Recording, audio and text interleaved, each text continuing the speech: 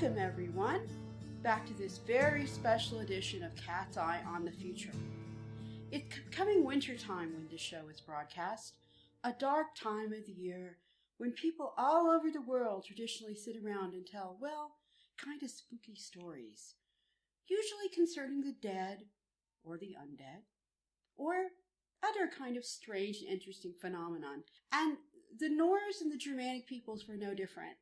Tonight, we have, once again, our regular guest, Kveldulfr Gundarsson, and he's going to tell us about some of these stories, probably tell some of these stories, and just in general give us some overview of the spooky and the interesting from a Germanic perspective. Over to you, Kveldulfr. All right. Well, this time of year, as many of you may know, is the time of the feast we call Winter Nights. Now, Winter Nights was not actually so much a harvest feast as it was a post-harvest feast when all of those animals who couldn't be kept over the winter were slaughtered for winter food. In Scandinavia, it normally seems to have taken place around mid-October. In England, the month when this took place was November because it's that bit warmer there. And I tell you this from personal experience on the farm. You don't really want to be doing masses of slaughtering when it's not quite cold outside, especially if you don't have a modern cool room to hang the meat in. So this whole season of the year, depending on where you live, is the season when summer turns to winter. The nights are growing quickly longer than the days. The storms are sweeping in, and things begin to move. Now, really, the spookiest time in our tradition is actually Yule. Yule is the time when the forces of the other world are the very closest, when the dead are most active, and the undead are also most active. But this timing starts with Winter Nights. Winter Nights is traditionally when the Furious Host starts riding, the Woad Host we call it. It's known to some as the Wild Hunt, but that's actually a bit of a misnomer. The original form of the Woad Host was the wild ghosts riding through the winter storms behind Odin, sweeping through the fields to bring them fruitfulness. Sometimes they would accept gifts from those whom they passed. Sometimes they would sweep them up and take them away to ride with them. Sometimes there were dead bodies found in the morning. But the Furious Host at this time of year begins its ride. The reason I said the Wild Hunt was a bit of a misnomer is because the stories of the single hunter, as we know them from Germany, are actually medieval or even slightly post-medieval and served as a form of social commentary. The classical version was the nobleman who, not like our nobleman in the castle over there. He's a good nobleman. All his peasants love him, don't we, Melody? Oh, of course, yes. We love him dearly. This was some other nobleman, maybe in the next town over or some years ago, who did all sorts of evil things in life and characteristically made some fatal remarks such as, well, God can keep his heaven as long as I can hunt in my woods of a Sunday. And, of course, was punished by being forced to hunt forever through the winter skies. And there are versions of this which have all sorts of local nobles' names or possibly heroes' names. Dietrich von Bern, otherwise known as Theodoric the Great, is said to lead it in a few places. In other places, it gets mingled in with the older tales of the Furious Host, so that the leader is Hakobaron, the cloak bearer, which is a very suspect name, as one might imagine. But really, this is the time when the dead start arising.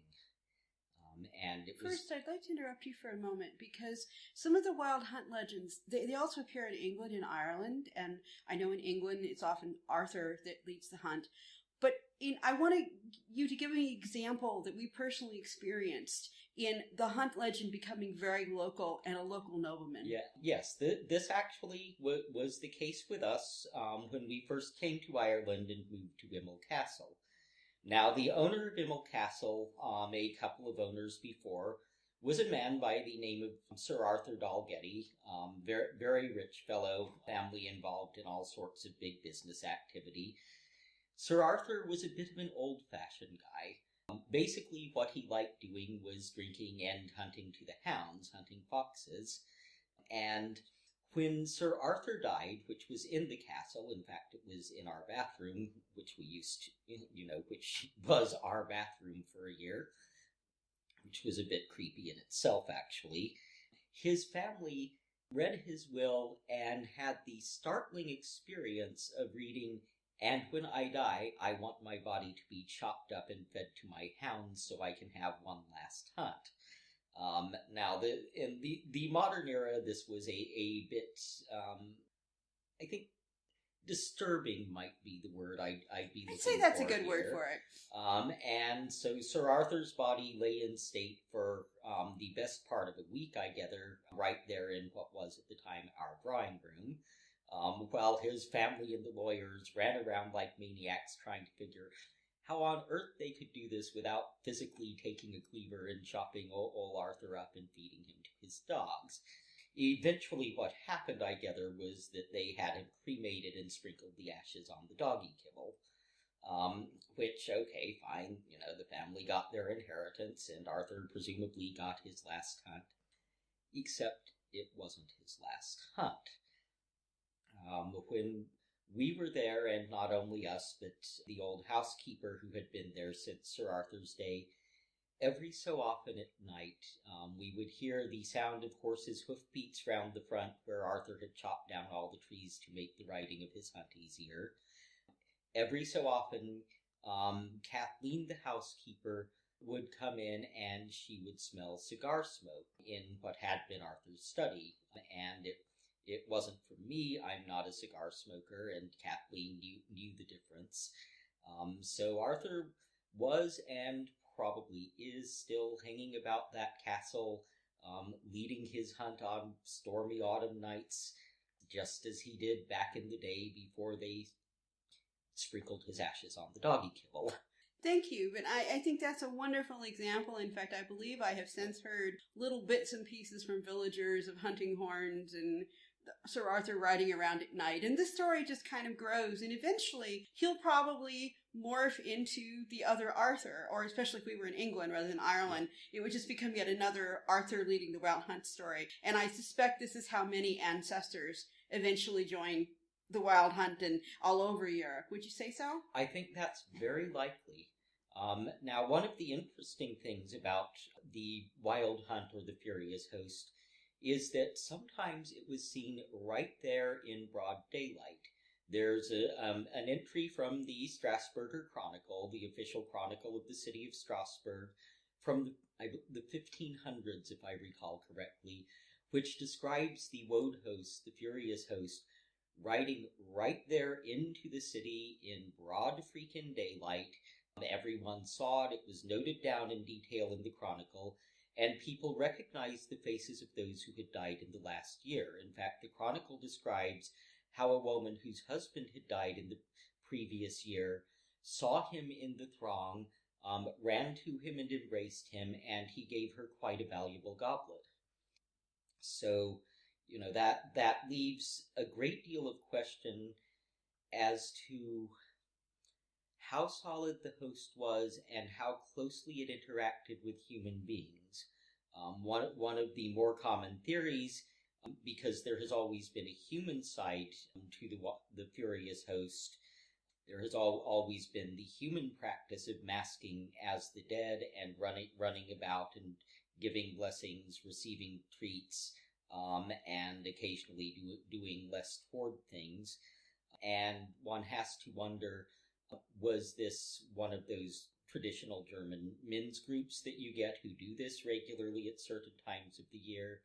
And did the masking and the dancing and the calling call the ghost of that woman's husband to one of their number so strongly that his own wife could recognize him, could see him, could even touch him, at least through the body that was being inhabited for a brief time? That sounds an awful lot like some of our modern customs of Halloween, which I know most people, especially in the U.S., think of as being Irish, but it sounds to me like it has aspects in the Germanic world as well.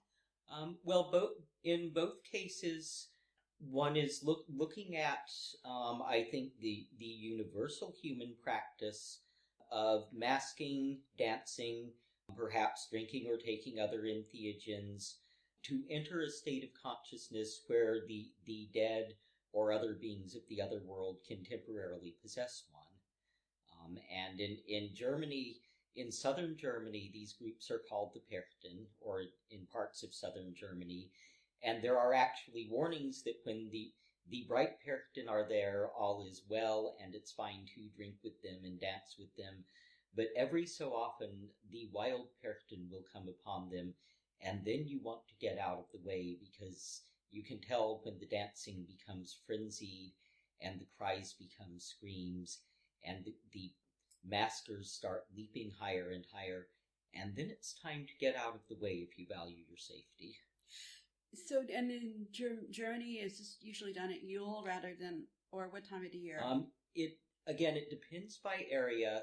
The Perchtens are more traditionally at Fastnacht, at Carnival, which is usually February-ish. But still within winter. Yeah, in Scandinavia, it's always Yule. You have the human version of the Woad host, and there was actually a woman brought up in court in the 1700s for having cooked for Odin's men and her son riding with these same Odin's men. In other parts of Scandinavia, it's called St. Stephen's Ride, or in Norway it's called the Ausgard Ride, and said to be led by Sigurdur and Gudrun of Volsunga fame. Basically, this is a continuation of the ancient mythology, even coming in almost, in some cases, to the present day. Yes, very much so. I mean, in Germany, the men's bands still do the masking thing in the streets around Fastnacht. So it's still very, very much a live tradition. Okay, so we've covered the Wild Hunt, I think, pretty well. What are some of the other stories or traditions or things you'd like to share with us? Yeah, well, one of my favorite for winter nights, actually, is something that happened in Iceland a bit over 1,000 years ago, just about this time of year. And many of you will already know this story, some of you won't, but it's one of the best-known Icelandic spook stories, and it's from Grettir's saga. The hero Grettir was called Grettir the Strong for a very good reason. He was a big, strong guy, had quite a temper on him, but mostly until this point he'd been able to keep it under control. He had fought other undead, he had gone around the country, mostly fighting the things that a guy like that should be fighting. Now, it came to pass that there was a man there in Iceland who had a couple of years ago been having trouble getting someone to tend his sheep. And he ended up hiring a shepherd by the name of Glaumr. Glaumr was a big guy, nasty-tempered, cross-grained, and of course, saga written down well after the conversion, typical refused to go to church at Yuletide kind of thing. And Glaumr was out with the sheep and killed in some sort of unnatural fashion. When he didn't come back after a couple of days, people came to look for him and found his body swollen up and that special dark hellblau color that bodies get when they've been lying on their face and you leave them in the cold for a while.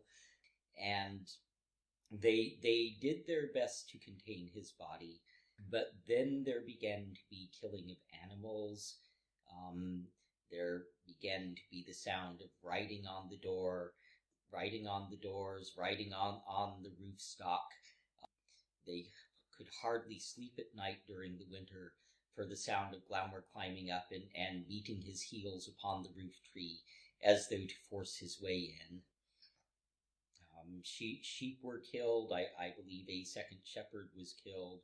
And these hauntings grew strongest at Yule, lasted until the coming of summer, and then Glaumr went presumably back to sleep or whatever he was doing until winter nights again. And this went on for, I believe, believe, a couple of years, and it came to pass that while traveling around the country, Grettir heard the tale of this. And this was just coming up to winter nights when he heard the tale, and he thought, I shall go see if I could sort it out, because Grettir was the kind of guy who never could resist a challenge. So Grettir went to visit the poor unfortunate guy who had hired Glaumr as a shepherd in the first place, and made arrangements. And so it happened that night, Grettir was alone in the house, and very like Beowulf waiting for Grendel, suspiciously like, but that's another story. He did not take his clothes off, but he lay down and pretended to sleep. And first he heard the crackling of the frozen thatch upon the roof, and then he heard the crackling of the roof beam under a great weight and mighty blows. And then there was a little quiet, and then the blows began again at the door. And the door frame cracked, and Glaumr burst in. His hands fastened on Grettir, and Grettir's hands fastened on him, and they began to wrestle. And although Grettir was the mightiest living man in Iceland at the time, he was hard put to hold his own against Glaumr. They rolled about, breaking up the furniture, and Grettir was struggling mightily, for he could tell that he was overmatched in strength, and that hard as it was to fight Glaumr inside the house, it would go far worse with him if the undead creature managed to get him outside. But Glaumr was the stronger, and dragged Grettir closer and closer to the door, and Grettir braced his feet and resisted with all his might. But he knew that he couldn't hold out more than a moment or two, so instead of pulling, suddenly with all of his strength he pushed. He threw Glaumr over backward, threw himself on top of him, and for a moment it seemed he had the other hand. But it was a night very like this night, with the moon was waning, but still bright, very bright, and a stormy night with the clouds scudding over the moon. And just as Grettir threw Glaumr down, a drift of cloud passed away from the moon, and the moonlight shone in Glaumr's dead eyes. And Grettir looked into them, and was so whelmed by the horror of what he saw, of the moonlight glowing white from the dead man's eyes into his own, that his strength went from him, and he lay, as they say, between the earth and hell, too stunned to move. And in that moment Glaumr opened his mouth and spoke to him. And Glaumr said it had gone well with Grettir till now, and he realized that he could not overcome him, but Grettir would get no good of having met him. For though Glaumr could not take away the strength and might that Grettir had won to this point, still he could stop him from gaining more, so that Grettir would have only half the strength and might that he would have had otherwise, that he would have grown to. And while all of his deeds before had won him glory and friendship, henceforth all that he did would turn to ill. He would become an outlaw, he would be cursed by all, his path would be one of manslaying and misery. And all his life, as long as he lived, he would see Glaumr's dead eyes in front of him whenever he was alone, and he would have a great fear of being alone all his life, and that in the end would bring him to his death. And then Grettir got a little of his strength back, and he drew the sax from his side and chopped off Glaumr's head and clapped it down by his thigh, that being the only way to at least temporarily put an end to it, Roiger. And Glaumr was still. And in the daytime they burned Glaumr's body and sewed it up in an animal hide, and the ashes up in an animal hide, and buried them as deep as they could, and that was the end of Glaumr. But all of Grettir's life he was known to fear the dark, and he was known to fear being alone, for whenever he went out at night or whenever he was by himself, he still saw the unearthly glow of the white moonlight in the dead man's eyes before him. And as Glaumr had prophesied, his fears at last brought him to his death. Wow. Well, you used a term there that I was hoping you could explain a bit. You referred to a draugr. And for my audience that may not know, can you just give us a little background on that? A draugr is a special type of Icelandic, well, presumably across Scandinavian undead, but mainly we hear about them in the Icelandic sagas. The Icelanders of the late Viking Age and early Christian periods seem to have a real problem with these beings. It seemed to be quite common. And generally the way you got a draugr was when somebody of a particularly ill-tempered and possibly slightly supernatural nature died and refused to stay quite deceased. And typically the body would swell up. They're described as big as an ox in several sources. They go that nasty hellblár, that bluish-black color. They have immense strength. As with Glamour, they tend to be active from winter nights until the coming of summer. And they are inclined to do a wide variety of things. Riding the roofs was very common. Seizing upon any persons or animals out after dark in the winter and just pounding them to shards and shreds was another very popular activity. Sometimes they could take the forms of other creatures, usually flayed. So a flayed bull or a gray bull or a flayed or gray cat were common. And if you're an Icelander and you see a gray animal, you always want to be careful with it, because creatures from the dark side of the other world, they're almost always gray. Some of them seem to have been able to pass directly through stone and earth. There's one case, a fellow by the name of Killer Hopper, who took the form of a large seal and also seemed to be able to bring storms and other troubles upon sailors. And the key thing about draugr is that these are not your basic zombies. You can't just get rid of them with a headshot. Really, the cutting the head off and clapping it by the dead person's thigh seemed to keep them quiet for a little while, but even the ashes had to be pretty much treated like nuclear waste.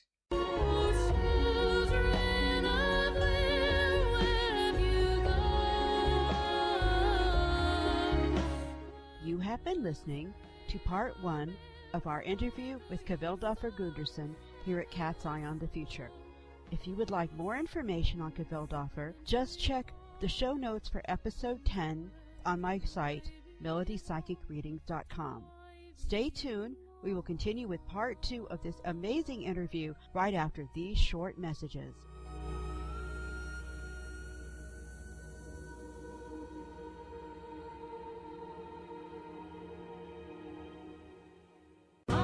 All the music used on the show today is from musicalley.com, your source for free-to-air music for podcasts. The artists place their music up for free to air in hopes that you, the listener, will visit their site and purchase some of their outstanding musical offerings. So after the show, why not visit musicalley.com and explore their extensive playlist? She sings, she goes home in the evening with the dew all on her wings.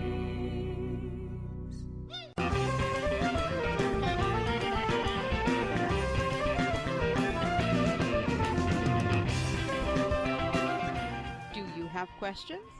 The cards have answers. If you would like a personal reading with Melody, just go to my website, melodipsychicreadings.com.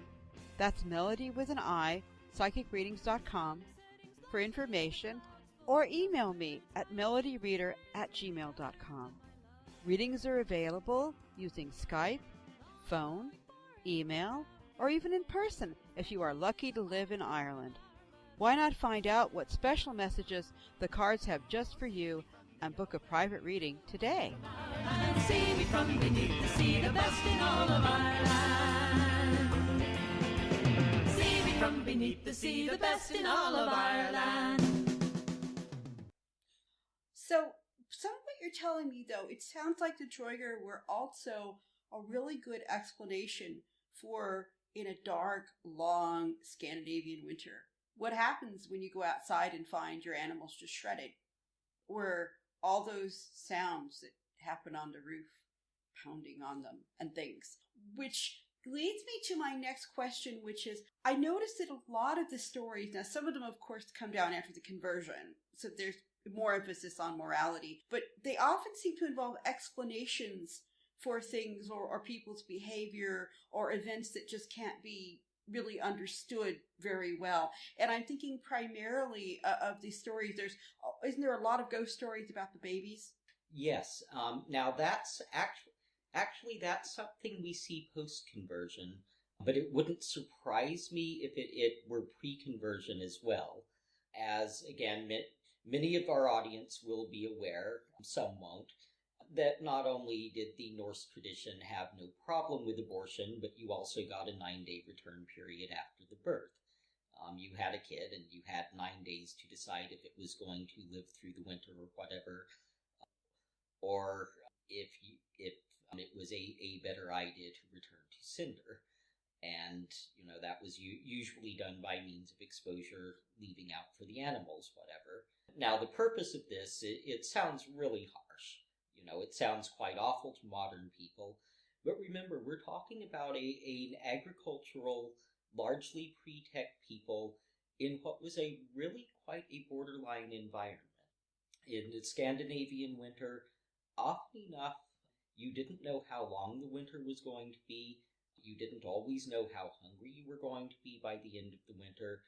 And so by using resources on a child that manifestly wasn't going to make it, you could be condemning your healthy children to death. It was a very tough choice. It was not something they just did out of convenience, but it was the kind of choice that people in relatively harsh environments in pre-technological culture had to live with. Okay, so there was this practice. Now, after the conversion, it actually got notably nastier, because instead of it being, perhaps a fairly rare thing done out of necessity, most of the exposures after the conversions were the children of young women who had gotten preggers and, didn't want their lives ruined by it. So the later ghost stories, the ones that have come down to us, there's one Icelandic one. It's fairly well known, at least in Iceland, and it's kind of the prototype of these stories. And this particular version happened in the 18th century. There was a young woman who was, kind of a hired woman on the farm, did the milking and that, and yep, she got pregnant out of wedlock, and when her time came, she went out onto the lava fields, had the baby, wrapped it up in her shawl, and left it there, and then went back, and no one was any the wiser. Now, it came to pass a little bit later that it was Yule time, and at Yule in Iceland, there was this custom called the Vikivaki. People would get together at someone's house or a town building or whatever, if they lived close enough to a village big enough to have one, and they would sing and dance and make up rhymes all night, and, it was the best time they had all year. There wasn't a lot to do in Iceland in the 18th century, unless you were really fond of sheep.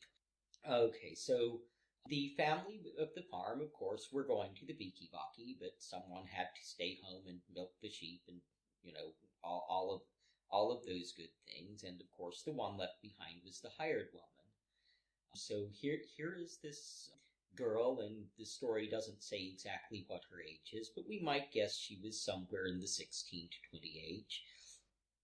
At home in the cold sheepfold, with the wind blowing outside, not having seen much of the sun for some weeks, but alone by herself in the dark with the wind blowing and the snow howling outside, and she is quite understandably crying as she thinks of the Vikivaki and how warm and bright and friendly it would be there, how nice it would be to have a bit of schnapps and a dance, although that might have been what got her into trouble in the first place. But anyway, she's quite miserable. And as she sits there by herself, crying and milking the sheep, she hears a voice outside in the wind. And the voice is singing. There's actually a traditional tune that goes with it. Mother mine in fold, milking in the cold, I shall give you my shawl so thin, for dancing in. I shall give you my shawl so thin, for dancing in.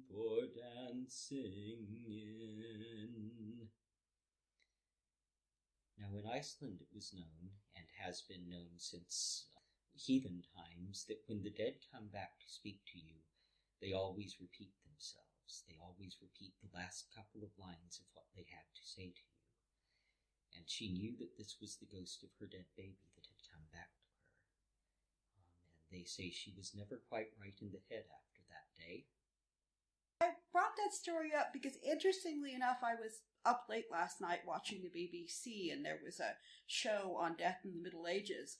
And there's a story, apparently, that comes out of the English Middle Ages around the late period, around the 1600s, of a nobleman who sees his dead baby come back, and it's actually a little boy at the end of a procession. It's like the Wild Hunt is riding. He has this dream, and he sees all of the dead people, and there's a little baby crawling, and he says, "I am your son that you did not baptize." And he gives the child a name. Yeah, and the child is then able to stand up and join the procession, going presumably to limbo. Yeah, and that's interesting because it plays into another common element, more common in the continental Scandinavian dead baby stories, which is these dead babies do not tend to stop with tormenting the particular individuals who abandoned them. You tend, both in Iceland and on the continent, to find them sort of crawling around in wild places. It was said in Iceland that if one managed to circle you 3 times, you'd go mad. There are a number of other stories and manifestations of these hauntings, but the one certain way to get rid of these ghosts is to actually name them. And there's another number of folk stories along the lines of, brave young lad goes out and he hears this thing howling and menacing him, and he finally says something like, "Shut up, big noise in the woods," and the baby says, "Aha, I have a name, it's Big Noise in the Woods," and it disappears. It has gotten its name, it can go on. It's hard to tell whether this comes from our custom of name-giving or from the Christian custom of baptism, but since the act of accepting a baby into a family was specifically the naming ritual, I suspect that that's it. Because the folk stories, even though they're all well post-conversion, they don't mention baptizing the child. They just mention giving it a name, which presumably from a Norse point of view would mean accepting it into your family line, giving that soul somewhere to go, someone to look after it in the other world, maybe a line to be reborn in. It might not necessarily be the best idea, depending on why the poor thing was exposed in the first place. If it was exposed back in the Viking Age for hideous deformities, you might not want to make that weird part of your family line.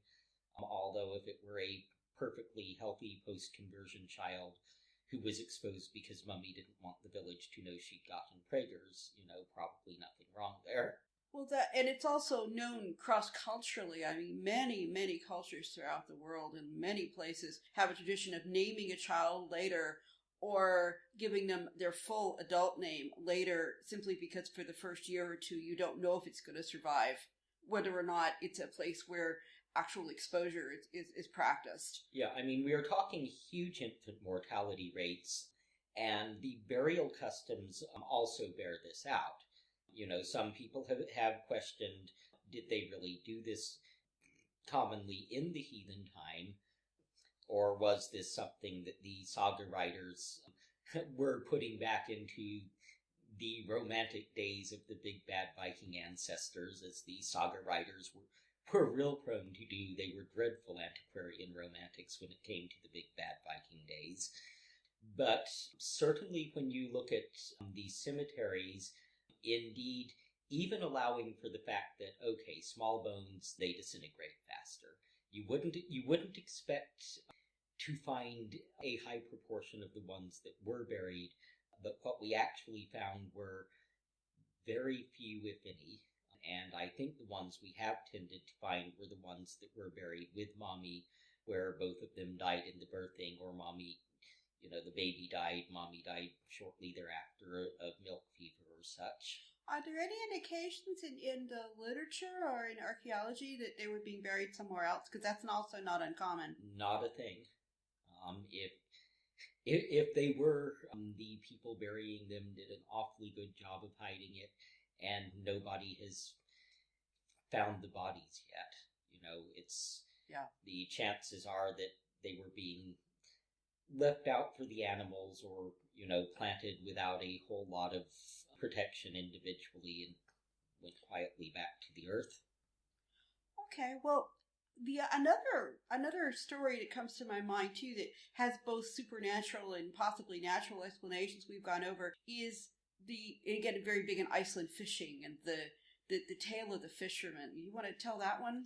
The tale, this is the one of the drowned fishermen coming back. Yes, and it also involves lawsuits and how the dead were really seen as part, not all that separate from the living in many ways, and subject to some of the same, and subject to rules.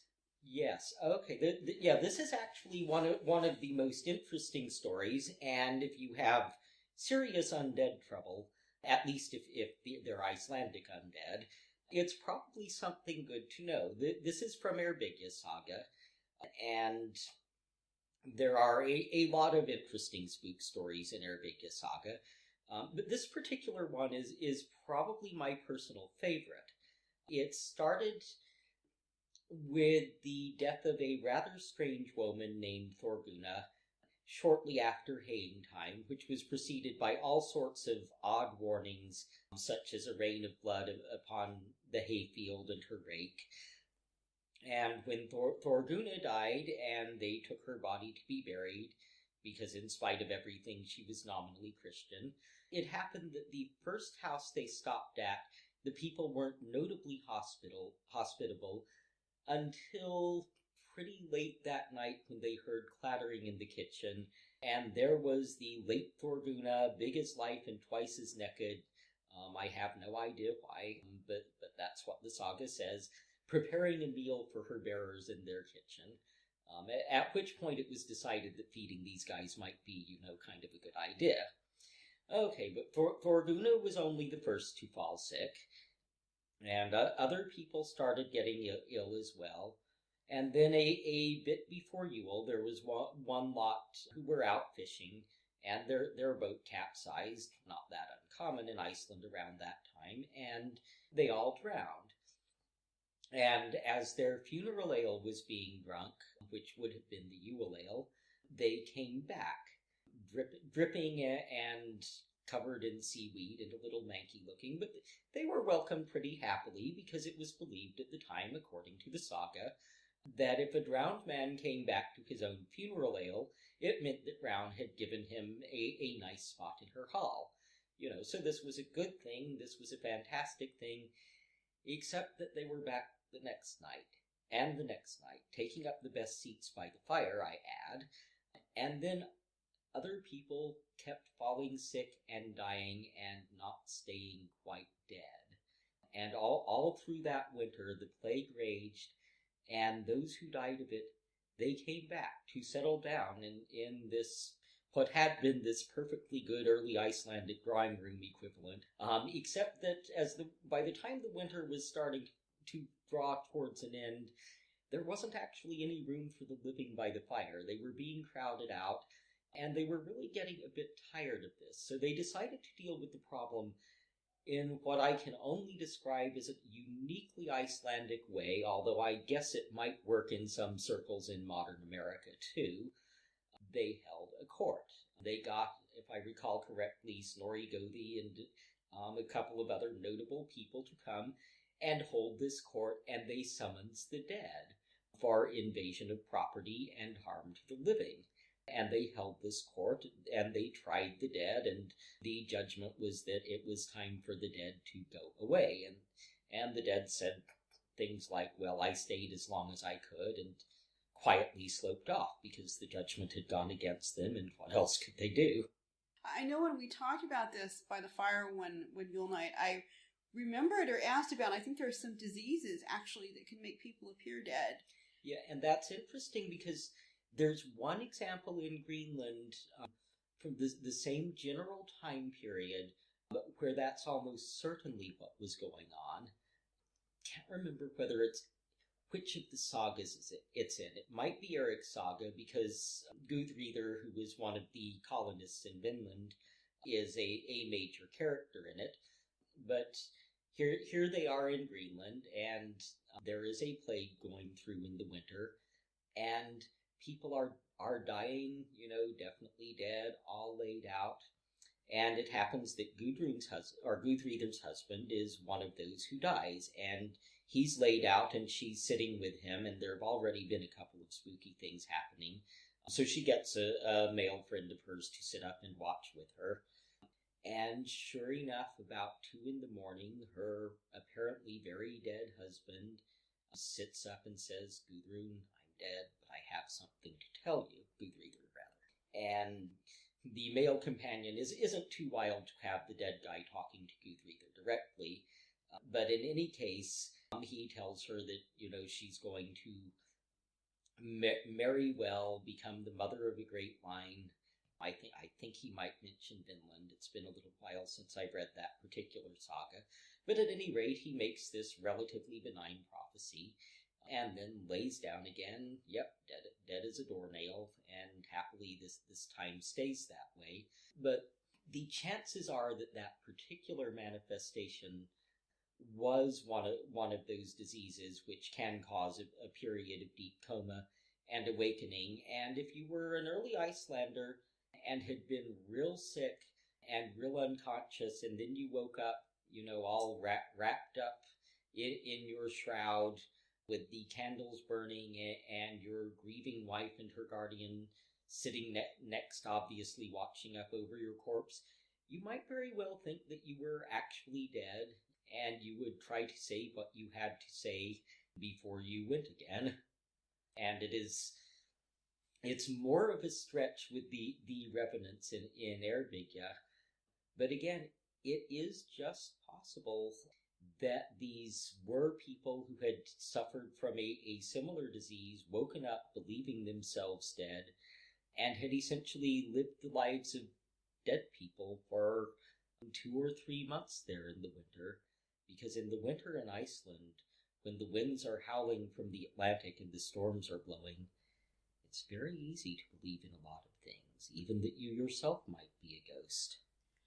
And believing in many things, I think a good story to close the show with is one that deals more with magic than with ghosts directly.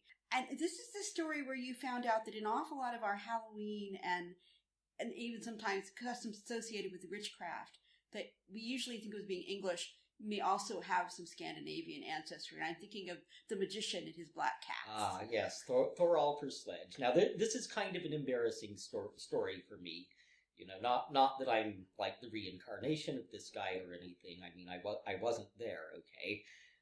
It's embarrassing for me because, I confess it. I always used to make fun of the Wiccans who kept trying to argue that the cauldrons and the black cats and the flying ointments and all of that stuff were really from, any pre-Christian religion.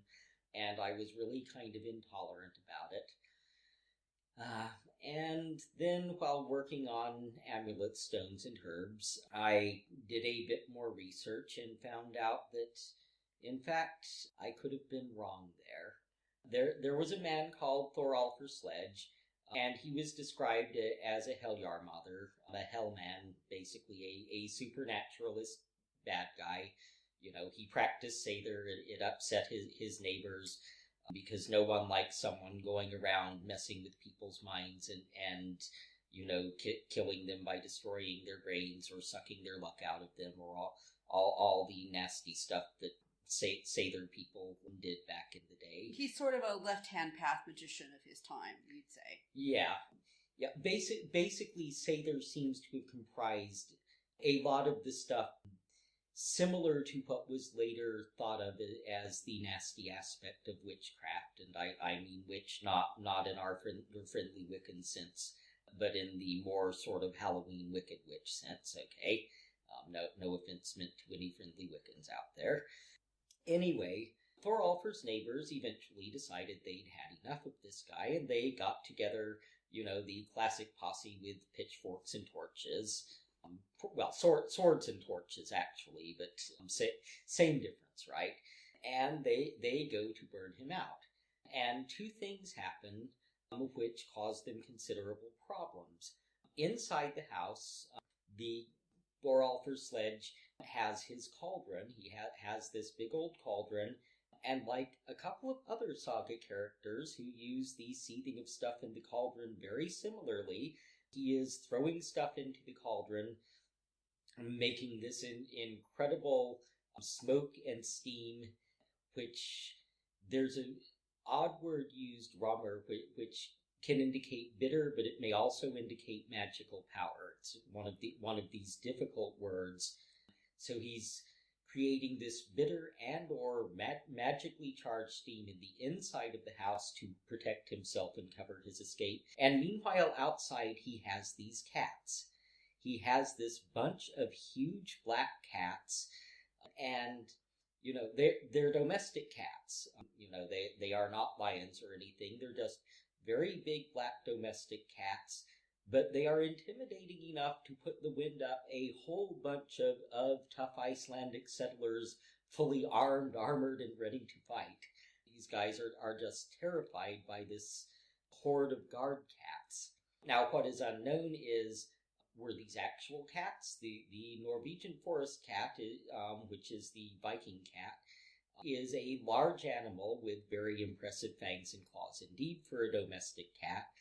But while they're loyal, I personally have my doubts about how well you could train a pack of them to actually do guard dog duty. They're cats, okay? The other option, there is this weird word, hlutur, which is used to describe them, which could mean anything, magical construct, piece of furniture.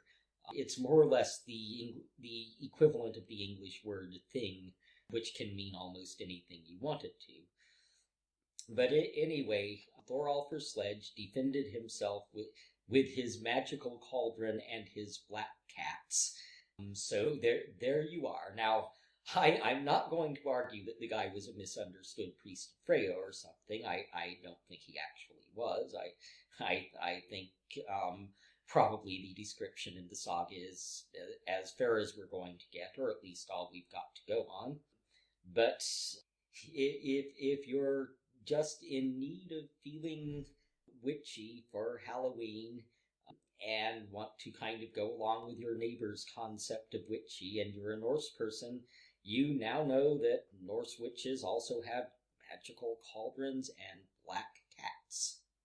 And I think that's a great note to end this particular show on. Is there anything else you'd like to say before we go?